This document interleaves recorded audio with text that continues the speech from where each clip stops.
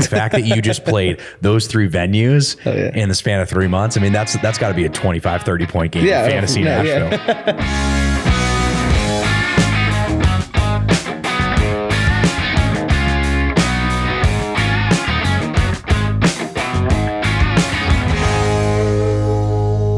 What's up, guys? Chris Rudiger here on the 615 House podcast. This next guest I am so pumped to have in the studio. He is Texas-born, singer-songwriter. He's got rock and roll style mixed with just authentic storytelling, which his music has racked up millions of streams. He was placed on a TV show. I don't know if you've heard of it. It's called Yellowstone. And he signed a deal with Atlantic Records. He's been inspired from George Strait, Tom Petty, Leonard Skinner, Rolling Stones, and I guess his favorite band is Whiskey Myers, which I want to talk about. Yeah. And he's written countless songs, as well as cutting his teeth and playing hundreds, maybe even thousands of gigs, starting in Texas.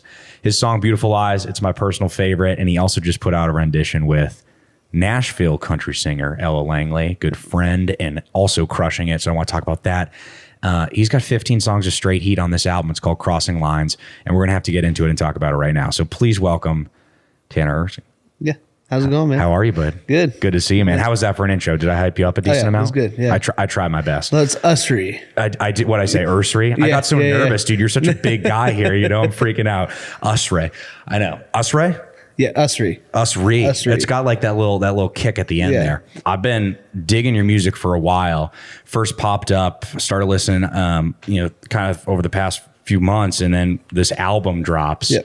And man, it's just 15 songs. It's just straight heat. Thanks, man. And I love it.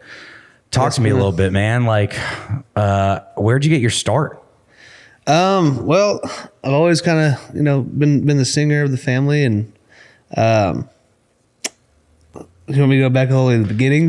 Give me the beginning, dude. We got time. I'm sitting in the couch right here. I've always been the singer of the family, and I'd run around the house and run around school singing all the songs that I could, and Dad used to tell me to shut up, and and then I was just always that kid. And then my senior year of high school, I was at a Wade Bowen concert, and I was like, yeah, this is what I want to do. So I picked up a guitar, and 9 months later, I was playing gigs. 9 months later, yeah. How did you teach yourself guitar? Yeah. Off of YouTube or chords? Yeah, just started learning chords and stuff like that. That's amazing. Do you remember the first song you learned? It was Backroads by Brandon Ryder. Yeah, there you go. Yeah, playing those 4-hour cover gigs and acoustic gigs and stuff like that with my brother. And in 2019, I quit my job. I was a skip tracer, and never look back. Man, that's a big deal though, to quit a job that has definitely stable income, and probably the best decision that I ever made. But it was definitely a decision that I didn't take lightly. Like, it took me 6 months to build up the courage to do it. I've talked to a lot of artists. I think a lot of people have had to sacrifice time, and in some cases it's taking another job to pay the bills until they can do it on their own. When did you know that it was time to quit your job and just focus on music? Man, I mean, I'd already been doing it, for like 6 or 7 years. For like 6 or 7 years, I don't know. And I was having to turn down gigs that were paying better than my job, or showing up, or having to like drive back and like be exhausted in the morning. And I didn't like the job that I was doing. Because it was a miserable desk job, getting cussed out by people that didn't want their cars repoed, which is, that's not that. I'm a nice guy, so I don't like. I get it. It was a hard job. And one day I pulled into work and went upstairs, and I couldn't make another phone call. I was like, I can't do this anymore. Yeah. So I was either, do or die. It's one thing when your job COVID hit, right? Exactly. It's one thing when you're getting paid a lot of money to do a job that you don't like. Yeah. It's another thing when you could be making more money doing a job that you love. Right. So you quit, and you said 2019, right? You're putting out some October music. 2019, yep. Damn, you see, this is a big day. Right after I had just dropped the Medicine Man EP. Yeah. And, things were looking up. And then, And then COVID hit. Then COVID hit. And even then, like, I think COVID was a blessing in disguise for me, because I could still play the small places, and we couldn't play in Texas, but me and the guys, we rehearsed like hell and got the show ready for whenever things did open back up, and then played wherever we could outside of Texas, which really helped a lot on the national scene for us. Right. And yeah. Man, it's interesting because, of course, everyone was hit by COVID, but particularly the music industry. Oh, yeah. A lot of people don't realize artists, their income is dependent off of live shows, and the people in their camp are dependent on that too, right? You going on the road, it's not just Tanner, but it's your band, it's your management, it's your production, all this stuff. I felt like COVID was a time where a lot of artists sort of packed it up, found a second, different job and left the scene. Or there were people that like saddled up and said, man, I'm gonna really do it. It sounds like you guys said, let's go. Let's make our show the best it can be. Yeah. We didn't give ourselves an option. My whole mantra has been not to ever have a backup plan. Yeah. Because I'm only good at one thing, Man, fuck a plan B, dude. Exactly. It's got to be plan A, Exactly. Well, it's awesome, man, because that EP, of course, was the start, but since then you've just continued to crush it. I want to go back before we talk about the new music. I want to talk. You mentioned playing the cover gig. Yeah. So you were playing 4-hour cover gigs in Texas whenever you could. Yeah. I think Cody Canada said it in an interview, and it's the formula that I've followed, which is not necessarily what the formula that everybody's following now. It's you hit the road, you play wherever when you can, whenever you can, for however much you can, and for however many people you can, just to get out there. And that's what Ragweed did, and now that's kind of what we're doing. Well, it's interesting, man. We're at a time where you can build a fan base online, right? Yeah. But there's something about building a fan base when you play live shows. Yeah. I mean, what's your take on that? I think that there's not a necessarily a right or wrong way to do it, and I think there's definitely something to be said about hitting the road and honing your craft. Because you can practice however much you want, but it's not going to be the same as getting out there and playing a live show. I agree, man. It's face to face, man. People. I know people with millions of followers online, and then they go hit the road and they say this is just a game changing experience. Real people are singing their songs. It's like that level of connection. I don't know if we're gonna get close online, right? Yeah. But I don't know if we're ever gonna get there. Yeah. Well, dude, that's awesome. What I'm curious because everyone has it. What cover song do you never want to have to play again? Ooh, probably Tennessee Whiskey. It's a heck of a song, man. It's a great song, but I just don't want to. I don't want to ever do it again. How many times do you think you played Tennessee Whiskey? Hundreds of times. I think I might be right there with you. I got rid of Wagon Wheel early on. You're smart. You're like, let's get Wagon Wheel off the menu right now. Yeah. And I did a lot of Tyler Childers covers, some Shane Smith covers. There you go. And, yeah. Well, let's talk about it since you're here in Nashville right now. Who's got better barbecue, Texas or Nashville? That's not even a question. It's Texas, man. What's so special about Texas barbecue? It's just what we do. It's bigger in Texas and it's better in Texas. It's what we do. Do you have a certain style of barbecue that you love? Like if you're gonna get like a rib, right? I don't like the vinegar-based barbecue sauce. Yeah, neither do I. I like the ketchup base, or is it ketchup? It's ketchup base, right? The other one? They have one of the Yeah, I like brisket. Brisket. Yeah. If you're doing ribs, are you doing dry rub, or are you getting them with sauce? I like sauce. Damn, Tanner likes the sauce. Oh yeah. I respect it, man. Nashville has some good barbecue, but I do got to get down to Texas and check it out. Texas got a bunch of great clubs too. You played Billy Bob's? Yep. We're playing Billy Bob's. Really? At the end of December 23rd. So let's go, dude. Yeah. That's awesome. Yeah. Check out Tanner's playing December 23rd. Yep. Is that your favorite Texas venue? What's your favorite show you played in Texas? I'm gonna go with Hanks in McKinney because that's where I played my first gig ever. Mm-hmm. I gotta go with Hanks. That's awesome. Yeah. Shout out Hanks. It's my hometown show, or it's my hometown venue and home bar and stuff like that. I love it. Well, we're going to play a game before we talk about this new music. It's a new game on the podcast. I'm very excited about it. Rank this. It's very simple. I'm going to give you a list of 5 things. You have to rank them 1 through 5, but here's the kicker. You don't know what comes next. All right. Are you ready? Yeah. Rank this. Topic is musicians you could beat in a fight. Oh, shit. First up, Taylor Swift. Are we talking about like all the Swifties? You got the whole Swifties. It's Taylor and all the Swifties. And now Travis Kelce. Oh, yeah. I couldn't beat her in a so like, is it 1 I could? would be the hardest to beat in a fight. 5 would be the easiest. Probably. I'm gonna go with 2. 2. All right. Next one is whoever is still alive on the Rolling Stones. We'll go with Mick Jagger. 1. Mick Jagger's 1. Yeah, I'm whooping that. All right, so we got 1 Mick Jagger, 2 Taylor Swift. You still got to rank 3 through 5. Next up, Jelly Roll. Ooh,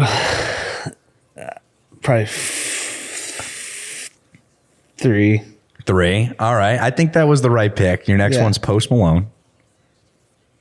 4. I feel like I'm going in order right now. You are, but I think you made the right choice. 5 is the Walmart Yodel Kid. 5. Yeah, I think nothing against Mason, but I think you could take him. Yeah. That was good. Jelly Roll's a big dude, but I don't know. Yeah, I hear you. I'd be scared of him for sure. Well, that was pretty good. That was pick 5, man. Thanks for piloting that with me. Swifties, that's a whole thing you don't want to get involved with. I think you made the right choice there because the Swifties they roll in a pack, man, and that pack is not small. Yeah. Well, heck yeah. Well, we're gonna be right back here. Tanner's on the podcast. We'll be right back here. 615 House. What's up, guys? We're back. Tanner Usrey on the podcast. We were talking during the break. You said Mick Jagger. You realized that you put him 1. You think you can actually take Mick Jagger? Yeah, I'll put Jelly Roll at 1 and then Mick Jagger at 3. Okay, so we have a modified standing here. We're gonna move Jelly Roll up to 1. I didn't understand the ranking system. You've learned now. Yeah. People you can take in a fight. We have Jelly Roll. 1 is Jelly Roll. So or the hardest. Couldn't take in a fight. Yeah. Jelly Roll's 1. Swifties are 2. Yeah. Taylor and the Swifties. 3. And Kelce and Travis. And Travis, yes. And then Mick Jagger. That feels right. I'll let you. I'll amendment approved. Yeah. Dude, I want to talk about your music making it into a very small, probably not that well-known show called Yellowstone. Yeah. Man, what was it like when you got the call that said your music's going to be in Yellowstone? Dude, I was playing. I think I was playing Warzone one night, and I tweeted like a year before. I was like, "Hey, Yellowstone, it'd be cool if I, got some songs in Yellowstone." And it was like, I don't know, 6 months to a year later. It was like 9:30 at night, and the music manager from Yellowstone like emailed me at like late and was like, "Hey, we want you to submit this song for Yellowstone, The Light." And I was like, "What the hell?" Yeah. And fake email. Yeah. I was like, "Is this a real deal? Like, it can't be." And sure enough, it was. And I was, jumping up and down, and it was just a wild moment for sure. Had you seen any of the show? Oh yeah. Yeah. As soon as I found out that Whiskey Myers was on it, I was like, and Ryan Bingham was on it. I was in. Well, because Whiskey Myers is your top for sure. What's your favorite Whiskey Myers song? Oh man. I'm gonna have to go with Early Morning Shakes. I know it's kind of deeper, but the deeper cut. But no, it shows you're a true fan. Yeah. There you go. So you see Yellowstone Whiskey Myers on it, and then now in the sync credits, as your song is right next to it, I'm playing. Yeah. What episode was the first song that you landed? I've only had one. It was the season 4 finale.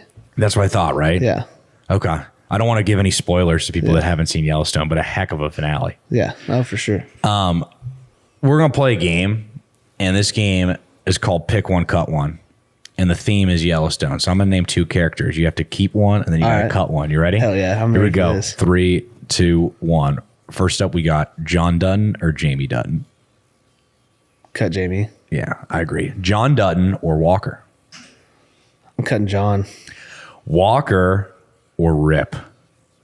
Cutting Rip. Cutting Rip. That's a shocker. This guy loves Walker, man. I'm saying, man, Rip just rips the fun out of every scene sometimes. We have an anti-Rip guy. What? Yeah. I'm not an anti-Rip guy, but like there's got to be some moments where he's like chilling in the bunkhouse and he's chill, you know? For sure. He needs to be more chill. Yeah. Okay, you got Walker. What about Walker or Monica?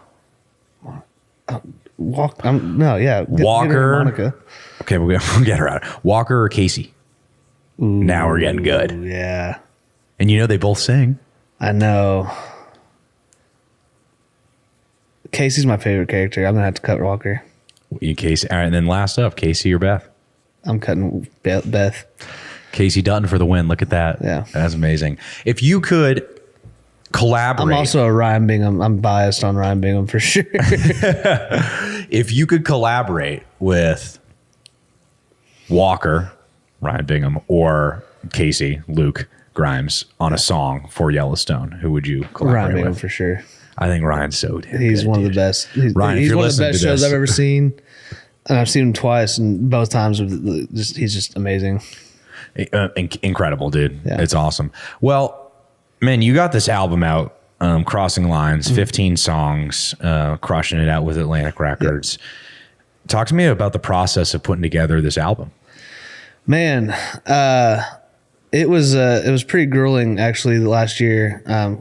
We've had it ready for like a year now, but we were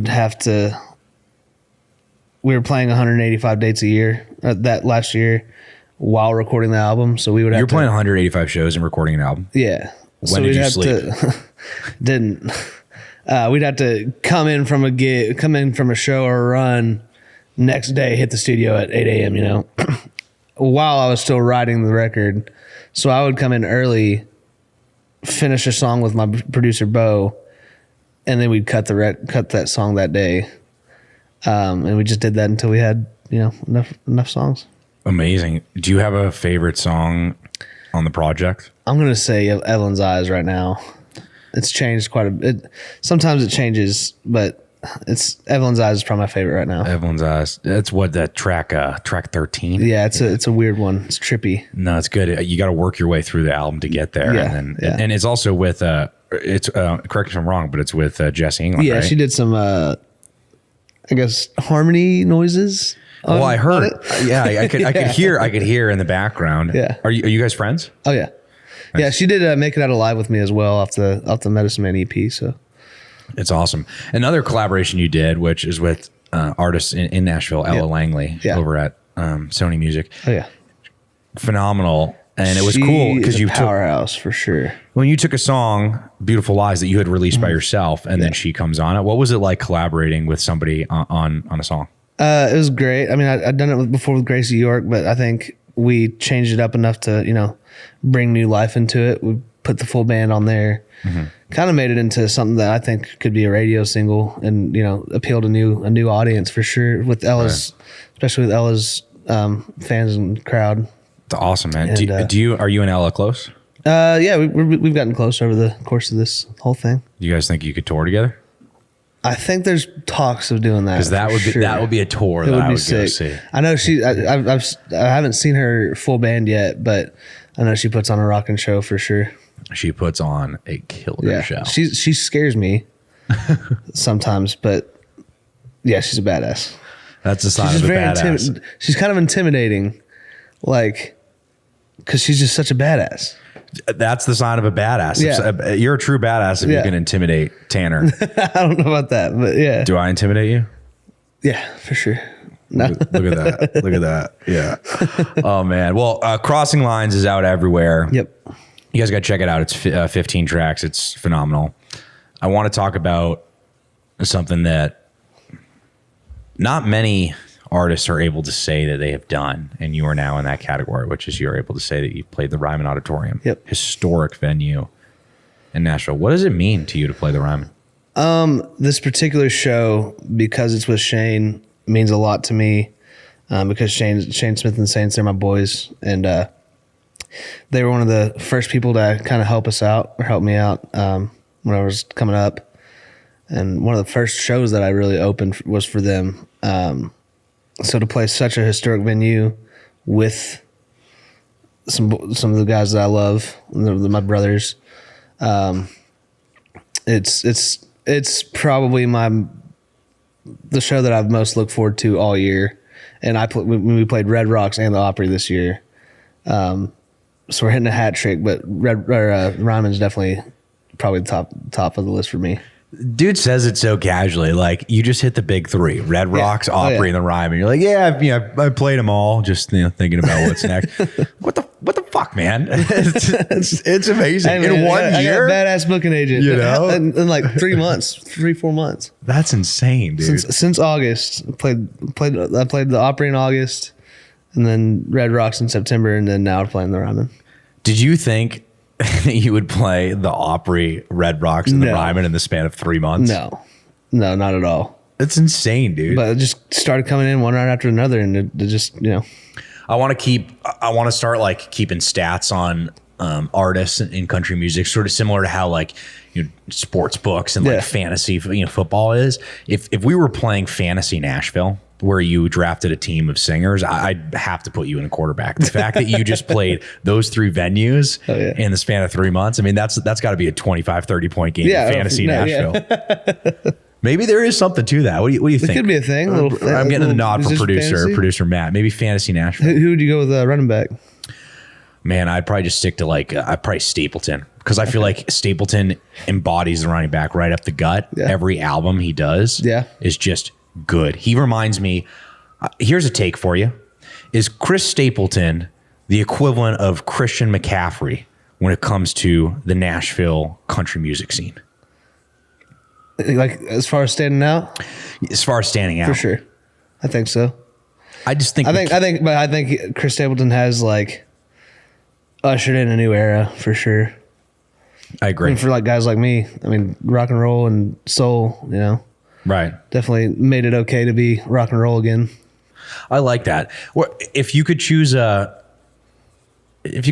a quarterback for Fantasy Nashville, who would you choose? Oh man, quarterback. If you'd have your Pat Mahomes for Fantasy Nashville, who would it be? I would go with Stapleton. Stapleton's your quarterback. I like that. Because like I said, he's changing the scene. Give me a flex. Give me like a flex player in Nashville fantasy. Somebody that's like up and coming. You think's gonna have like a big career. I'm gonna go Red Clay Strays. Yes. Yeah. That's a great pick. Yeah. Like rookie of the year. Red Clay Strays. Did you pick up Red Clay Strays off the waiver wire? Yeah. You might be in business. That might be a championship team. Yeah. Well, star receiver might be like Zach Bryan or something like that. It's got to be Zach, right? Yeah. And maybe you throw in like a Kelsey Ballerini. Yeah. Yeah. Haley Witters is a big. I like Haley Witters a lot. Haley Witters, she's great. Could be a good tight end. Yeah. Got that corn fed. Yeah, exactly. Hey, that's where all the tight ends are from. Yeah. Oh man, that's awesome, dude. Well, hey man, we have the sponsorship with Ariat, and they're amazing Western apparel brand. I'm sure you're familiar with Ariat. We do this segment called Rapid Fire Questions with Ariat. It's very simple. We're gonna put 60 seconds on the clock, and I'm gonna ask you questions. First thing that comes to mind, you just got to answer. Ready? Cool. Here we go. You're so chill about this. No one else is this chill. I gotta hype you up. All right, here we go. Rapid fire questions, Ariat. 3, 2, 1. If you could collaborate with one artist, who would it be? Whiskey Myers. If you could switch lives with someone you know for a day, who would it be? Oh. Dang. So much for rapid fire. I could switch lives. I don't know if I'd switch lives. You don't think you'd switch lives? I like that. Confident man. Yeah. Dream venue to play, even though you played them all. Man, I got to go with Royal Albert Hall. What's the weirdest food combination that you've enjoyed? You're gonna grill me for this. Pizza rolls and ketchup. Don't knock it till you try it. Producer Matt's nodding his head too. Am I out of the loop on this? Oh yeah, you gotta do it. How many 10-year-olds could you beat up in a fight? Are they coming in waves or at once? In waves. Oh, I probably do like probably like 7 waves of like each adding on 10-year-old each wave. It's like we're playing Call of Duty zombies. Yeah. 7 waves of 10-year-olds. I like that. You baseball cap or cowboy hat? Just depends. Depends on the More day. of a trucker hat for casual and cowboy hat for. I like that. What about boot toe shape? I have to go with square toe boots. That's the only type of boots that I can wear because I got hobbit feet. Hey, I get you got to play. You got to play the player, right? Yep, It makes sense. All right, last one. Go-to karaoke song. Ooh, Never Been to Spain by Elvis. Wow. Yeah. Did not expect that out of Tanner, but pretty dang good job out of rapid fire questions, man. We got to talk about that 10-year-old fight though. That's if it's 7 10-year-olds, yeah. that's a lot of 10-year-olds for sure. It's a lot of 10-year-olds. But you know what? I'm not doubting sizes it. and shapes. True. 10-year-olds are The stuff that they're putting in the water these days, some of them 10-year-olds look like 30-year-olds. especially if they're 10-year-olds from Texas. I mean, Yeah. Yeah. unreal. Well, that was rapid fire questions by Ariat. We're going to be back here, and we got just a few minutes left here on 615 House Podcast. What's up, guys? We are back. We got to talk about this upcoming tour you have, man. Talk to me about It's it. my first official album tour. Probably feels pretty good to say, huh? Yeah, no, for sure. Because I've been on tour and stuff like that, but I haven't done an official tour for a project. So it's definitely it's cool. It's awesome, man. Yeah. Do you know how many cities you're playing? I know it's like 36 dates or something like that. And then we're gonna add some more, I'm sure. Wow. But we're pretty much doing the same route that we just did with Paul Cawthon Damn. up the East Coast. But we're also hitting some Florida stuff and Alabama stuff that we didn't hit. Yeah. So That's amazing. You have a city you're really looking forward to play? So we just played Boston, and I love Boston. I fell in love with it. I love the history. Let's go. The food was amazing. Boston loves you. Yeah. Boston loves country music. You know I'm from Boston. Oh, really? I didn't know that. Hell yeah. I am. You have a lobster roll? Of course. What'd you think? I couldn't decide which one I liked. I tried one with butter, the hot one, and I tried one with mayo based, the cold one. Gotta lean more towards the cold one. Cold one over the butter. Yeah. Wow. Hot take. Yeah. Somebody help people from Boston help us out. What's better? Is it the butter or the cold one? You tell me. We'll see what people comment on this. And You know? I had to have clam chowder. Of course. I had to have some oysters. Do you have Sam Adams beer? I did not. Got to get back up to Boston then. Yep. That's great. What was your favorite thing about Boston? Went to Cheers. That was pretty cool. Yeah. Yeah. But probably the oysters and the clam chowder. That's killer, Clam man. chowder. The chowder. Yeah. You got to give a little Boston accent. Oh, yeah. Park your fucking car and have it. Yeah. Yeah. That's how they do it up there. Oh yeah. You know what? Everybody thinks that people are mean up there, up on the East Coast, but like they're not. They're cool. Let's talk about that. But people in Boston are known as being the most angry, aggressive, Or New and York, rude yeah. people ever. Yeah. But no, I don't think that's true. It's not. And they got great Italian food too. They do. I think they're just passionate. I think that's. and I would think agree with that I think assessment. sometimes passion leads to anger. I'm not saying they're Yeah. the nicest people. Yeah. Let's not get there. Yeah. But they're supportive. I mean, they're going Yeah. to show up for you. Yeah, exactly. That's They're cool. not. It was great. That's awesome, dude. Well, I wanted to shout out my hometown, but there's 36 dates, so Yeah. you guys got to check it out. Where can they find it? On your socials? website? Socials, website, everything, and tickets go on sale on. I don't know when it's going to air, but on Friday. Cool. So Okay. Well, they'll probably be on sale, Okay, which is good. Well, and sweet. we're also bringing Cat Hasty. Oh yeah. And JD Clayton, Clayton Hollis, and Nolan Taylor on some dates as well. So Nice. it's be a good time. That's awesome, man. And 36 dates with the band with opening acts. Yeah, and then adding some more as well. I'm sure in April. Damn, dude. You're gonna be Maybe some going. Texas stuff, some California stuff. You know, there's some people that are. I feel like there's some people that are road dogs, and then there's some people that play like one weekend of shows and are like, I want to just chill for a year. Yeah. Are you a road dog? I'm a road dog for sure. What does it mean to be a road dog in the music industry? I mean, it's just hopping in a van and doing the damn thing, I guess. Hotel after hotel. Hotel after hotel, packing up your life every day. Yeah. You know, I just love. You ever miss home? Maybe at like the end of a run, I'll miss home, and then 3 days later, I'm like, all right, can we go back out now? Or Right. and